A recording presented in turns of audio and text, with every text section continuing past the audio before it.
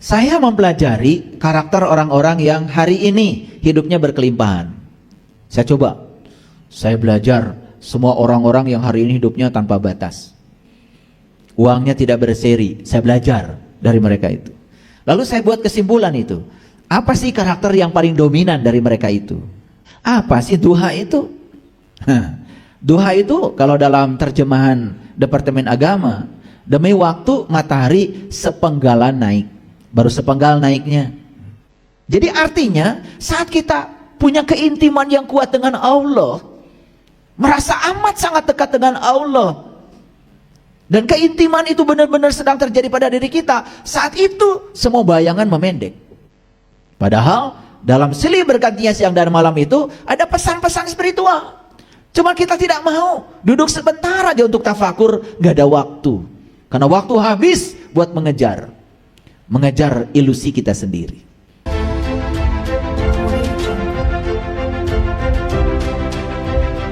Makanya saya bagikan ilmu ini supaya Bapak Ibu ya semuanya mendapatkan, oh harus seperti itu ternyata hidup. Ya, udah siap? Oke. Baik. Saya mulai dari membahas Quran surat Ad-Duha dulu. Surat Ad-Duha ya, surat ke-93.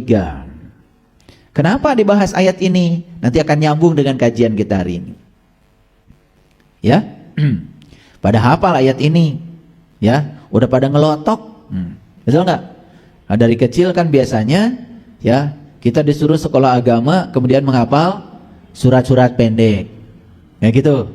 Begitu surat-surat pendek sudah hafal, sudah aja merasa paling beragama, kan begitu. Yang penting sudah bisa jadi imam, gitu ya. Tidak pernah mikir siapa yang disembah dalam sholat. Yang penting bacaan sholatnya bagus, panjang pendeknya bagus, sudah cukup beragama. Padahal itu baru bisa bahasa Arab dengan baik itu. Oke, kita mulai ya. Ayat ini dimulai dengan sumpah. Wadduha. Ya. Cara bacanya begitu. Do ya. Jadi wadduha. Hanya ha kecil.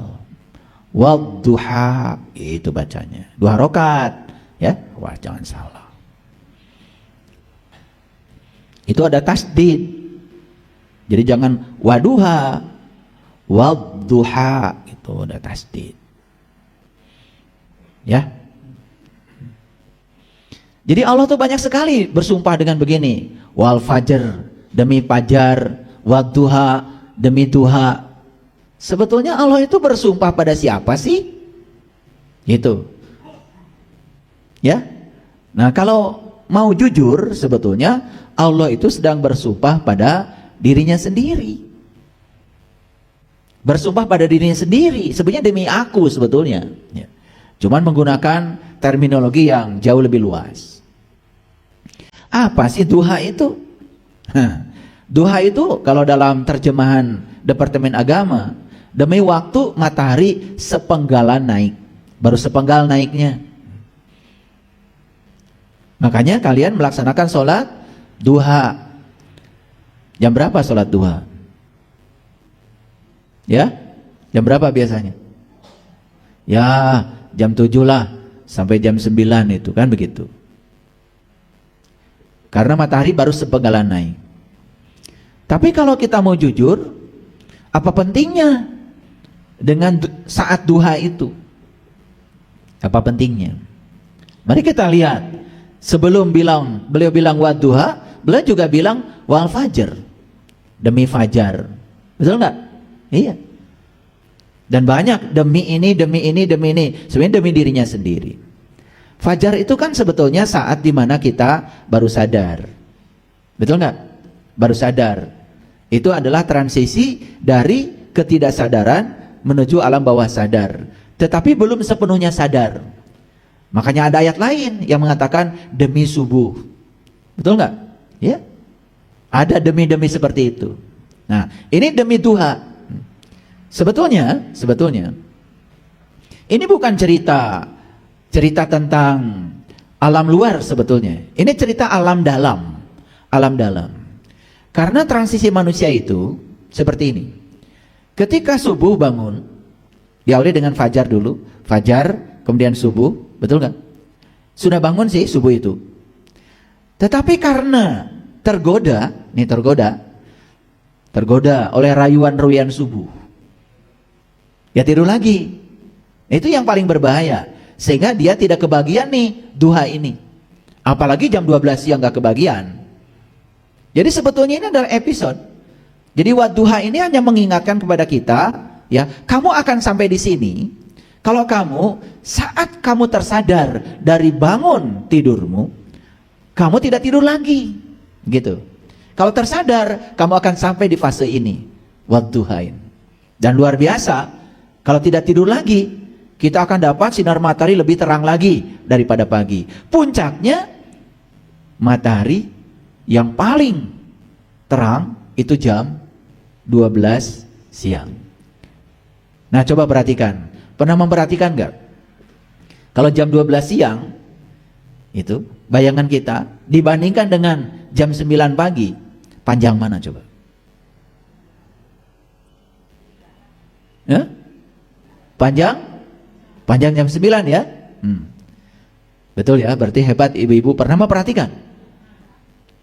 Benar. Jangan meniru-niru. Nah, kalau belum besok perhatikan. Ya, besok berjemur sekali-kali, ya. Berjemur sekali-kali. Lagi berjemur itu perhatikan bayangan. Berarti berjemurnya itu dari mulai jam 6 sampai jam 12. Lah, kalau mau mengamati kan, bayangannya memendek apa memanjang? Kalau berjemurnya cuma jam 9 aja tidak bisa. Ketika matahari semakin tinggi, coba berjemur. Jadi berjemurnya ingat dari jam berapa? Jam 6 sampai jam 12. Gak apa-apa sekali-kali penelitian. Benar gak omongan saya? Kan harus diteliti. Jangan percaya sama saya. Ya, makanya ilmu itu jangan meniru, tapi harus mengalami. Ya, jangan apa kata orang. Harus apa kata saya, kata pengalaman saya. Betul ya. Jadi saya sudah mengamati bayangan itu ternyata makin matahari naik itu makin pendek. Nah, bayangan terpendek itu terjadi jam 12. Nah, setelah jam 12 itu matahari itu sudah tergelincir lagi tuh. Bayangan memanjang lagi. Coba perhatikan. Gitu. Jadi, bayangan terpendek adalah saat matahari berada pada posisi terdekat dengan kita. Jam berapa itu terjadi? Jam 12 siang. Oke. Apa sih yang bisa tangkap dari situ? Nah, ternyata matahari itu selalu mensimbolkan Tuhan. Simbol. Bukan matahari sama dengan Tuhan, simbol. Makanya Tuhan itu senang sekali menyebut dirinya itu matahari. Ketika Ashabul Kahfi masuk ke dalam gua, ya, kemudian kata Tuhan, kamu akan melihat matahari ketika terbit dari sebelah kanan di dalam gua. Ternyata Nabi Ibrahim juga ketika mencari Tuhan, ketemunya matahari. Ketemu bintang dulu, ketemu bulan, ketemu matahari. Ya semua benda-benda bercahaya sebetulnya. Kan sebenarnya matahari bintang juga, bukan? Gitu. Jadi simbol. Jadi ketika kita berada pada posisi sangat dekat dengan Allah, saat itulah bayangan memendek. Apa bayangan itu? Nah, bayangan itu yang selain Allah. Makanya di dalam Al-Quran dikatakan, ya, innama dunya la'ibun walahun. Dunia ini adalah mimpi dan senda gurau. Semua yang selain Allah, harta, jabatan, dan lain sebagainya, itu semua bayangan. Dan semua bayangan memendek saat matahari berada di posisi terdekat dengan kita. Jadi artinya, saat kita punya keintiman yang kuat dengan Allah, merasa amat sangat dekat dengan Allah, dan keintiman itu benar-benar sedang terjadi pada diri kita, saat itu semua bayangan memendek. Itu yang disebut dengan kehadiran. Makanya di Quran dikatakan, inna fi khalqis samawati wal ard wa ikhtilafil laili wan nahar la ayati li ulil albab. Sesungguhnya dalam penciptaan langit dan bumi, silih bergantinya siang dan malam, terdapat pesan, terdapat ayat, terdapat pelajaran. Bagi siapa? Bagi ulil albab. Tetapi yang bukan ulil albab, terserahlah. Mau fajar, terserah. Mau subuh, terserah. Mau duha, terserah. Mau matahari jam 12, terserah. Mau tergelincir sore, terserah. Gitu nggak Bapak Ibu? Padahal dalam silih bergantinya siang dan malam itu ada pesan-pesan spiritual. Cuma kita tidak mau duduk sebentar aja untuk tafakur, gak ada waktu. Karena waktu habis buat mengejar ilusi kita sendiri. Akhirnya ketika kita sudah tua, semua potensi sudah habis, sebentar lagi mau mati, baru menyadari apa sih yang sudah saya dapat dalam perjalanan hidup saya. Apa sih yang saya mau wariskan kepada kehidupan ini? Apa yang mau saya tinggalkan pada kehidupan ini? Kenangan manis gak ada. Nilai-nilai luhur apalagi? Kebijaksanaan boro-boro. Harta buat diri sendiri aja gak cukup, malah ninggalin utang. Mau kayak gitu hidup? Nah, makanya kita sekarang belajar gimana cara berinvestasi yang dasar. Saya mempelajari karakter orang-orang yang hari ini hidupnya berkelimpahan. Saya belajar semua orang-orang yang hari ini hidupnya tanpa batas. Uangnya tidak berseri, saya belajar dari mereka itu. Lalu saya buat kesimpulan itu. Apa sih karakter yang paling dominan dari mereka itu? Ternyata mereka itu bisa mencapai keberkahan hari ini. Itu bukan pekerjaan yang baru dikerjakan kemarin. Dan mereka mengerjakannya sejak dari kecil. Melakukan hal kecil terus menerus dan diakumulasi, lama-kelamaan menjadi besar. Jadi mereka yang baru akan melakukan hal-hal kecil nih di usia tua, itu paling juga akan mengalami keputusasaan. Apalagi menganggap seolah-olah ya kehidupan cuma sebentar lagi. Kecuali mereka yang sadar kalau dia akan berlanjut kehidupannya. Itu pun kalau jadi manusia lagi. Kalau jadi rumput gimana? Diinjak-injak. Karena dulu mungkin aja dia selama hidupnya nginjak-injak. Emang ada manusia jadi rumput? Ada kok. Ada banyak. Saya pernah bicara sama rumput. Sebenarnya kamu ini siapa dulu? Diinjak-injak aja tiap hari. Udah gitu pakai sepatu bola lagi nginjaknya. Dan rumput itu bicara sebetulnya. Ya, saya adalah jiwa-jiwa di masa lalu yang pernah menyakiti banyak orang. Dan sekarang saya sedang berada di tubuh ini untuk menjalani karma saya. Ini saya bukan bicara omong kosong, bukan sedang melawak saya. Saya sedang berbicara kesadaran. Dan semua wujud-wujud di semesta ini bisa diajak bicara. Dan siapa dia dulu di masa lalu? Bisa bicara. Tapi tidak bicara seperti kalian pakai mulut, pakai bahasa rasa, pakai bahasa intuisi. Jadi jangan main-main dengan itu. Nah, wadduha demi duha, demi waktu matahari sepergelan naik. Dan kita akan mengalami ini kalau saat fajar, saat subuh, saat kita sadar, tidak kembali lagi menjadi tidak sadar. Kan kebanyakan manusia itu sadar sebentar, besok gak sadar lagi. Pulang dari sini tekadnya kuat, ya, hanya 2-3 hari, udah gitu tekadnya melempam lagi. Rabu depan sudah gak ada lagi di sini. Mikirin ongkos. Karena hidupnya serba terbatas, tidak berpikir berkelimpahan. Jadi saya perhatikan semua orang-orang kaya, orang-orang sukses, ternyata mereka membangun fondasinya itu bukan 5-10 tahun. Mereka membangun fondasi dan kebiasaan sejak dari kecil. Terutama membangun fondasi pikiran, pola pikir. Karena ternyata kemiskinan itu berasal dari perasaan miskin. Makanya hati-hati kita bicara dengan anak. Ketika anak minta jajan, kita bilang, kamu jajan aja, cari uang tuh susah. Besok ngomong gitu lagi, lusa ngomong gitu lagi. Bayangkan, sebulan aja kita sudah bicara 30 kali.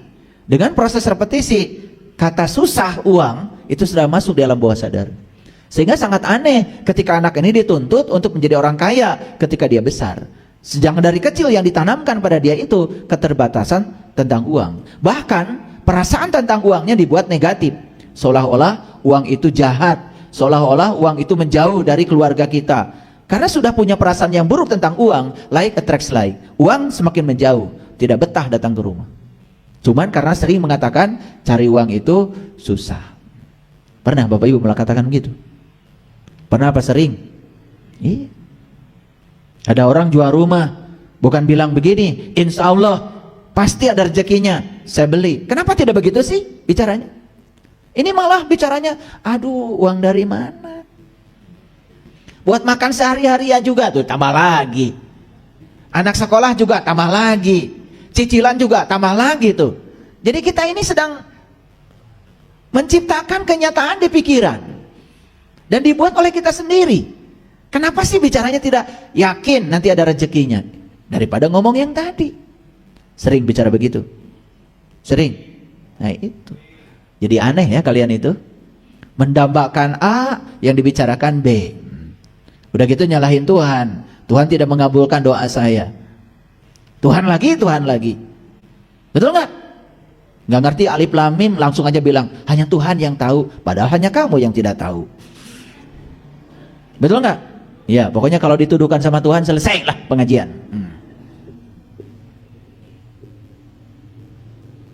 Paham sampai sini?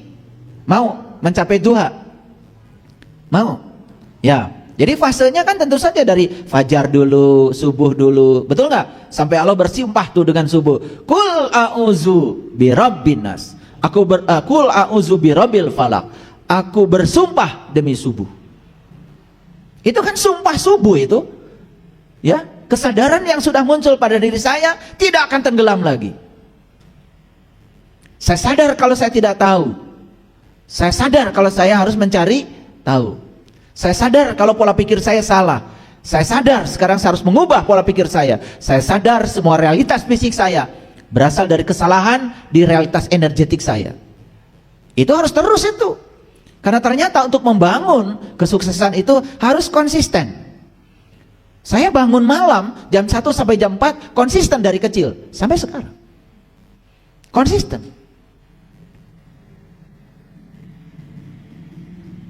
Dan itu perlu yang namanya konsistensi itu. Dan ternyata mereka yang sukses hari ini, mereka yang tidak pernah buang-buang waktu di kehidupan yang dulu. Benar kata Bung Karno, siapa yang lunak di masa mudanya, maka semesta akan bersikap keras kepada dia di masa tuanya. Dan siapa yang keras di masa mudanya, maka semesta akan bertindak lunak pada dia di masa tuanya.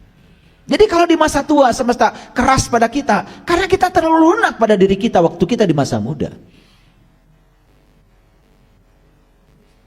Lagi-lagi ini membangun kebiasaan. Kebiasaannya tidak usah besar-besar, kecil-kecil saja, tapi dilakukan terus-menerus. Coba, membiasakan pikiran yang optimis saja.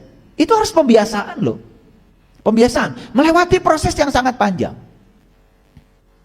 Saya walaupun tinggal di desa, setiap hari saya ngambil kayu bakar pekerjaan saya. Dan begitu orang tua saya bilang, kamu harus kerja di perkebunan teh, ngikutin bapak. Bapak bilang cukup sekolah SMP, udah bagus. Karena SMP itu udah jadi bisa manor. Saya tidak mau ikut pola pikir itu. Dari kecil saya pola pikirannya, saya harus hidup bukan di sini. Saya menolong bapak, ibu, kakak saya, adik saya. Saya tidak di sini. Dan ternyata begitu kita berpikirnya seperti itu, ada jalan aja. Dan kita selama ini sering terbentur dengan apa? Dengan uang. Kita lebih percaya uang daripada pada Allah. Mohon maaf. Begitu kita tidak punya uang, langsung semua harapan dihentikan. Allah bergantung sangkaan kita. Bapak Ibu, saya tidak punya uang. Bahkan sepeser pun untuk pergi ke kota, gak punya uang. Saya naik truk. Kenapa truk datang sore itu? Dan kenapa saya bisa naik truk?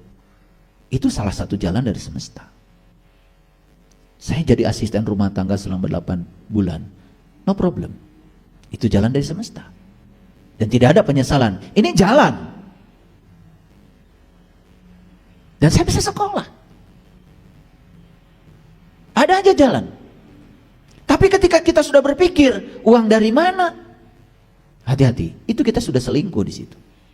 Gak percaya bagaimana Tuhan bisa menggunakan tangan-tangan semesta untuk mewujudkan yang kita mau. Kita sudah potong itu kerja Tuhan. Tuhan tidak diizinkan bekerja pada kita. Lalu ujungnya kita menyalahkan Tuhan. Lalu bilang, ini takdir dari Tuhan. Masa iya Tuhan yang maha kaya menginginkan kita miskin?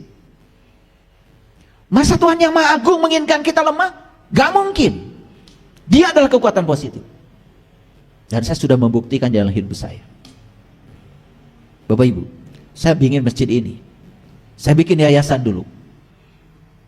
Ada reng-rengan orang-orang di situ.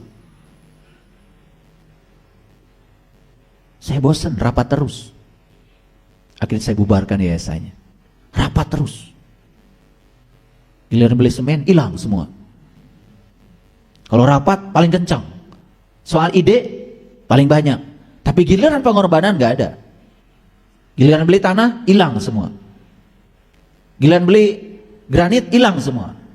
Di situ kelihatan. Ada yang senang bicara aja di rapat. Kalau di rapat, selalu jadi pemimpin. Giliran beli semen hilang. Peresmian datang. Peresmian, biasa peresmian datang karena ada berkah. Ada sate. Mental apa yang kayak gitu? Tidak tertarik membuat sejarah besar dalam kehidupannya. Saya selalu diajarkan bapak saya. Karena bapak saya aslinya dari Cirebon sebetulnya. Beliau selalu bilang, pesannya Sunan Gunung Jati itu cuma 2. Ingsun titip tajuk lan fakir miskin. Pesannya cuma 2. Aku titipkan kepada kalian 2, tajuk dan fakir miskin. Tajuk itu ya tempat sholat. Bahasa Cirebonnya kan tajuk. Bahasa Qurannya musola. Paham Bapak Ibu? Ayo, mau sampai kapan kita terus membatasi Tuhan dalam bekerja? Kita tidak akan sampai di duha ini. Lanjut. Walaili idza saja. Demi malam apabila telah gelap. Malamnya sudah berlalu. Betul. Duha ini kan saat di mana malam sudah berlalu. Bahkan sudah lewat fajar, sudah lewat subuh, sudah masuk duha. Jadi yang hari ini sudah sampai di duha, itu beruntung. Sebentar lagi kalian akan masuk jam 12 siang. Bayangan akan memendek. Bayangan tuh di sini nih. Bayang tuh di sini. Kadang-kadang ada orang tidak mau bekerja, hanya menghayal saja hidupnya. Dan seolah-olah hidup itu keberuntungan. Tidak ada dan dalam hidup keberuntungan. Semua yang diperoleh dalam hidup adalah kebiasaan-kebiasaan yang disengaja dan disadari.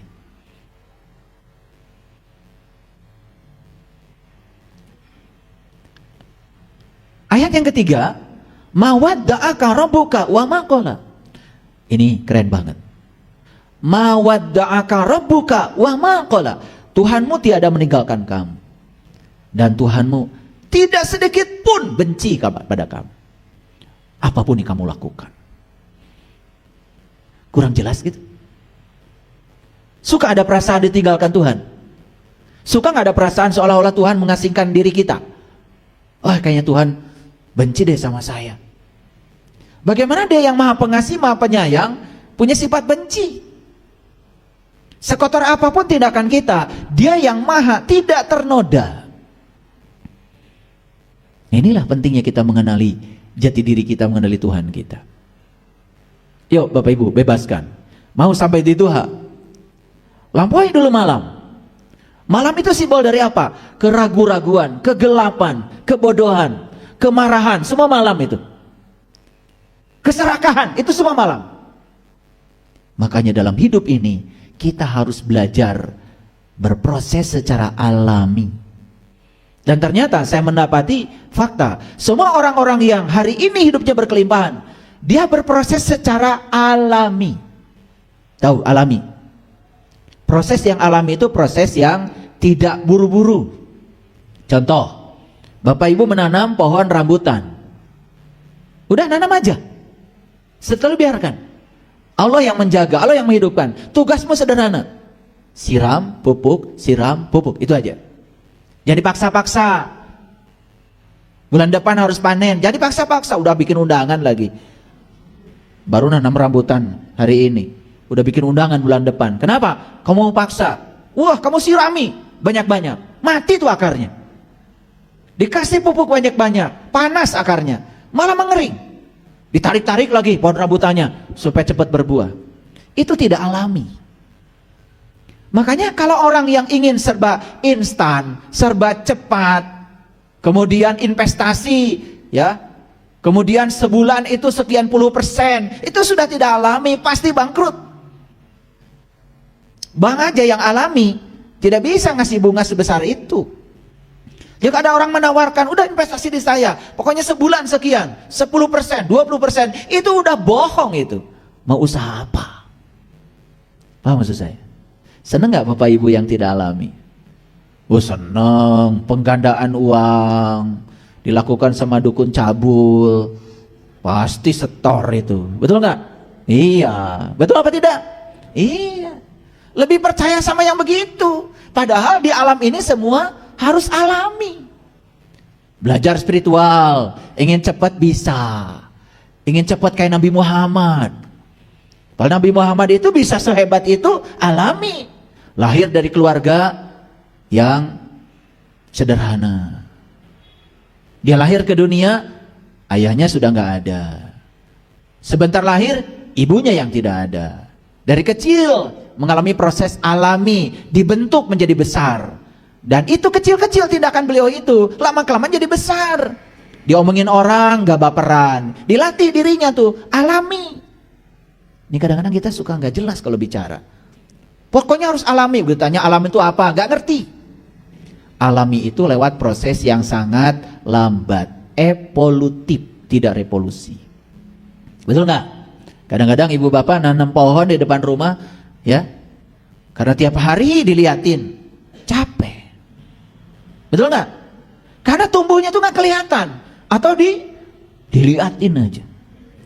Kok nggak berbuah? Baru aja tadi pagi nanam. Biarkan aja, siram pupuk. Coba, pernah nggak Bapak Ibu punya pengalaman? Pohon yang sebesar ini sekarang sudah berbuah di depan rumah, lebat lagi buahnya. Betul nggak? Iya. Alami nggak itu? Nah, makanya manusia ini saya kasih tahu.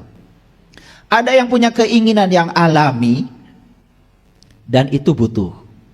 Contoh, semua manusia pasti butuh sandang. Betul? Semua manusia butuh pangan. Betul? Semua manusia butuh papan, rumah. Yes.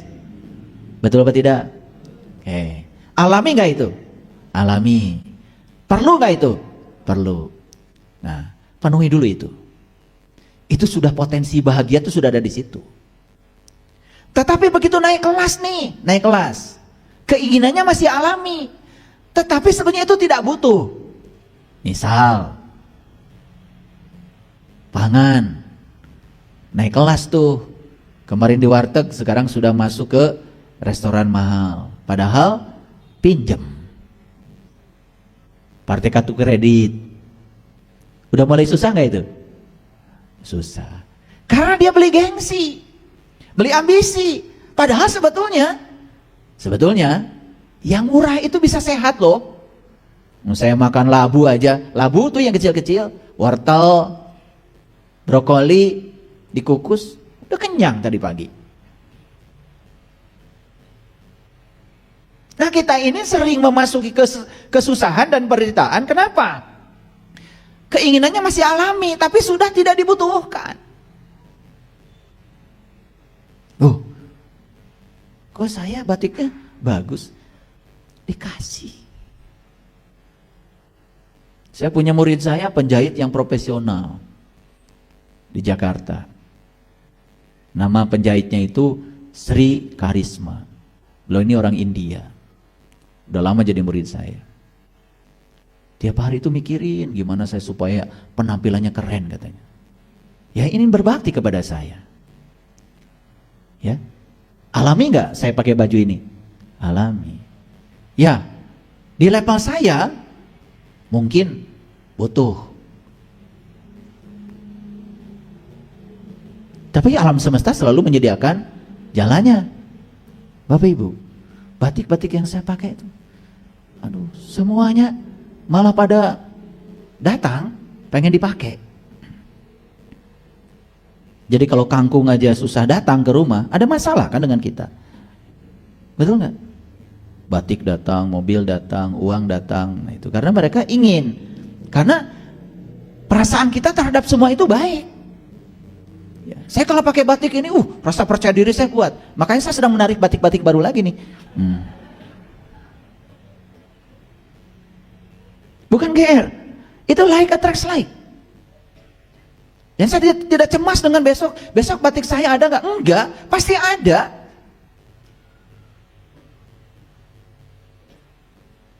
Tugas kita tuh hanya memancarkan getaran aja ke semesta kok.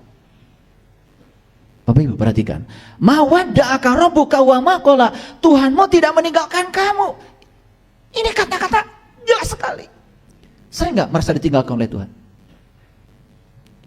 Tuhan mau pergi kemana? Lo rumahnya di sini?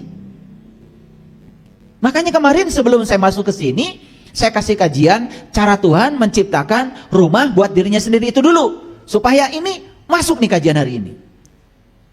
Bagaimana dia meninggalkan rumahnya? Beliau sendiri membuat rumah untuk tempat tinggalnya kok. Di mana? Di sini. Maka beliau mengatakan, wa huwa ma'akum. Dan aku selalu bersama, ma'akum, bersama. Tapi sering nggak ada keraguan di sini? Sering nggak? Nah itu kalian itu kebanyakan itu idgham biguna itu.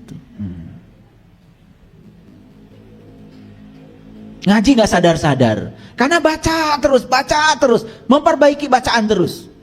Isi yang dibaca nggak pernah disadari. Ini ayat keren nggak Bapak Ibu? Keren. Sering dibaca nggak setiap tarawih? Favorit ini. Tapi baru mengerti sekarang. Aduh, mawadda'aka rabbuka. Bergetar itu. Tuhanmu tidak pernah meninggalkan kamu. Yes, kau tidak pernah meninggalkanku. Bahkan kau tidak pernah tidur, tidak pernah mengantuk. Selalu membersamai aku. Apa alasan aku cemas? Apa alasan aku khawatir? Bersama Dia yang maha segalanya. Saya naik truk dari kampung bersama Dia. Saya yakin sampai di sana ada orang yang ngasih makan. Saya yakin sampai di sana ada orang yang memberi jalan kepada saya sehingga saya bisa bayar iuran sekolah.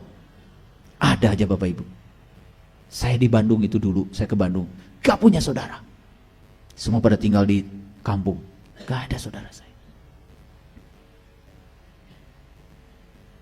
Tapi karena keyakinan, jadi aja semua. Saya ingin menunjukkan pada Bapak Ibu bahwa alasan uang itu kalau semua ditiadakan, punya keyakinan yang kuat, asal mau bergerak, ada jalan. Percaya sama saya.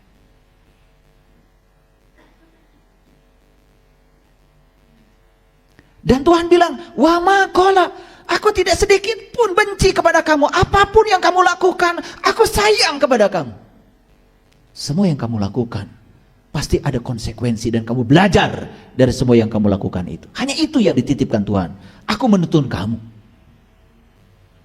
Makanya dipungkas dengan ayat walal akhiratu khairul laka minal ula. Dan sesungguhnya hari kemudian itu lebih baik daripada yang sekarang. Dan ini kemudian didangkalkan menjadi akhirat lebih bagus dari dunia. Tidak begitu. Akhirat itu hari kemudian, besok itu tergantung kualitas hidup kita sekarang. Jadi jangan mimpi besok akan bisa berteduh di bawah pohon. Kalau hari ini kamu tidak menanam pohon itu. Jangan mimpi. Dan semua harus dilakukan dengan membangun kebiasaan-kebiasaan kecil yang terus menerus disengaja dan disadari. Ini ayat ini kemudian dibuat menjadi salah kaprah. Bagian kita bukan di dunia. Bagian kita nanti. Itu yang meninabobokan kita selama ini. Itu yang memiskinkan kita selama ini. Karena ada angan-angan kosong. Padahal di Quran dikatakan, kalau hari ini keadaan kamu seperti ini, tidak mungkin besok menjadi seperti itu. Waman kana fi hadhihi a'ma wa huwa fil akhirati a'ma wa adallu sabila. Kalau di dunia kamu sengsara, jangan mimpi di akhirat tiba-tiba kamu jadi orang bahagia. Ad-dunya majra'atul akhirah. Dunia ini adalah jembatan, ladang untuk menciptakan kehidupanmu besok. Sering nggak Bapak Ibu menunda? Ah, besok aja. Sering nggak? Itu kebohongan besar. Itu tipuan pada diri sendiri. Seolah-olah kita besok masih bisa hidup. Lalu menunda. Mau berbuat baik aja besok, bukan hari ini. Itulah kebodohan kita. Paham Bapak Ibu? Paham? Udah agak kenceng ya. Kalau saya intonasi mulai kenceng ini penting. Kalau tadi awal-awal masih mendayu-dayu. Nah itu. Ini udah mulai penting. Wala saufa yu'ti karabbuka fatartu. Dan kelak Tuhanmu pasti memberikan karunia-Nya kepadamu. Lalu kamu menjadi puas. Kepada siapa karunia ini diberikan oleh Tuhan? Kepada mereka yang menyadari tadi. Walal akhiratu khairun laka minal ula. Yang sadar, saya tidak mungkin bisa berteduh di pohon yang rindang kalau hari ini saya tidak menanam pohon. Gak ada pohon itu kalau saya tidak menanamnya. Sadar dengan itu dan berbuat sekarang. Wala saufa yu'tika rabbuka fatardo. Dan kelak Tuhanmu pasti memberikan karunia-Nya kepadamu, lalu kamu menjadi puas. Dan sekarang kita ingin karunia, ingin kepuasan hari ini. Apa yang kamu perbuat? Apa yang kamu perbuat? Bikin onar setiap hari. Ada yang tidak disukai, tendang jauh-jauh. Yang disukai dicengkram habis-habis. Tidak cocok dengan pasangan, suruh pulang. Pada ibu bapaknya. Gak ada sedikit pun kesabaran. Gak ada sedikit pun untuk menanti. Ada jeda di situ. Apalagi koreksi diri. Selalu menyalahkan pihak lain. Orang kayak gini tidak punya masa depan. Baru setelah tua, tidak berdaya, keluarga berantakan, anak banyak dari banyak keturunan, liren tabudak, mana ninina, mana akina, mau dilamar, gak jadi, ini keluarganya kacau ini, gak jelas, mana uakna, mana bibina, anak jadi bingung, karena kita mengambil keputusan yang ambisius di masa muda. Tidak siap untuk menerima perbedaan. Setiap ada yang tidak disukai, pergi. Gitu aja hidup. Dan berpikir seolah-olah kalau dia pergi dari satu masalah, dia merdeka. Tidak. Dia sedang menciptakan masalah baru yang lebih berat. Sepanjang kita tidak bisa menerima masalah yang terjadi, maka masalah yang sama akan datang berulang-ulang dalam kehidupan kita. Itulah kebodohan. Dan lucunya, praktek-praktek seperti ini diajarkan justru oleh tokoh-tokoh agama. Dan itu dianggap benar. Sedih saya.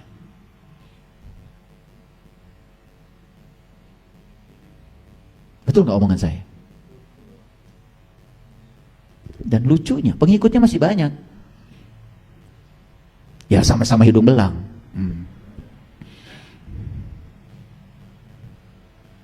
Biar dapat pembenaran. Kan guru saya juga begitu. Ya. Sami'na wa ta'na. Tuh udah salah menerapkan sami'na wa ta'na. Sami'na wa ta'na itu diterapkan buat ini nih. Begitu ada sidik, amanah, fatona, balago dari dalam sami'na wa ta'na. Itu sami'na wa ta'na itu pada Allah. Pada Rasul sejati dalam dirimu. Sami'na wa ta'na. Bukan pada manusia-manusia palsu seperti itu. Yang pakai topeng. Karena pakaiannya ya seolah-olah suci, ya udah diikuti.